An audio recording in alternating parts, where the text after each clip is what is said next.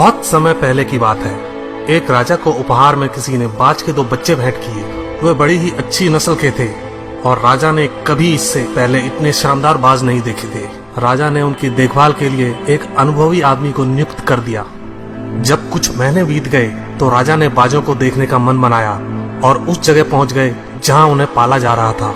राजा ने देखा कि दोनों बाज काफी बड़े हो चुके थे और अब पहले से भी शानदार लग रहे थे।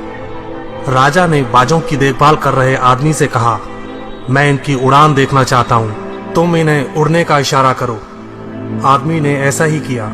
इशारा मिलते ही दोनों बाज उड़ान भरने लगे, पर जहाँ एक बाज आसमान की ऊंचाइयों को छू रहा था, वहीं दूसरा कुछ ऊपर जाकर उसी डाल पर आकर बैठ गया जिससे वो उड़ा था। ये देख राजा को कुछ अजीब लगा। क्या बात है, जहाँ एक बाज इतनी अच्छी उड़ान भर रहा है, वहीं ये दूसरा बाज उड़ना ही नहीं चाह रहा। राजा ने सवाल किया, जी हुजूर, इस बाज के साथ शुरू से यही समस्या है, वो इस डाल को छोड़ता ही नहीं। राजा को दोनों ही बाज प्रिय थे और वो दूसरे बाज को भी उसी तरह उड़ना देखना चाहते थे। अगले दिन पूरे राज्य में ऐलान कर दिया गया, जो व्यक्ति इस बाज को ऊंचा उड़ाने में कामयाब होगा उसे ढेरों इनाम दिया जाएगा। फिर क्या था, एक से एक विद्वान आए और बाज को उड़ाने का प्रयास करने लगे, पर हफ्तों बीत जाने के बाद भी बाज का वही हाल था। वो थोड़ा सा उड़ता और वापस उसी डाल पर आकर बैठ जाता। फिर एक दिन कुछ अनोखा हुआ।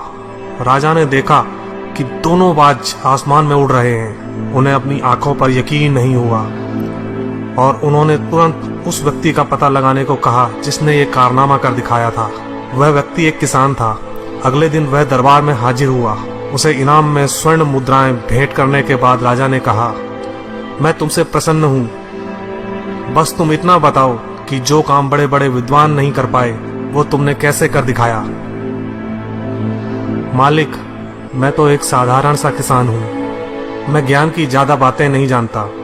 मैंने तो बस वो डाल काट दी जिस पर बैठने का बाज आदी हो चुका था, और जब वो डाल ही नहीं रही तो वो भी अपने साथी के साथ ऊपर उड़ने लगा।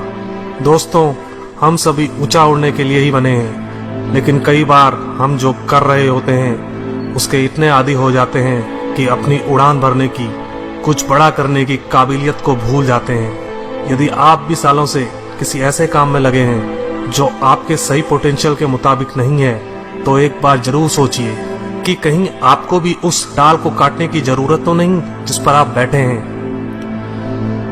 धन्यवाद दोस्तों। अगर यह कहानी पसंद आई तो प्लीज सब्सक्राइब करें, लाइक करें, शेयर करें और कमेंट करें। Thank you once again.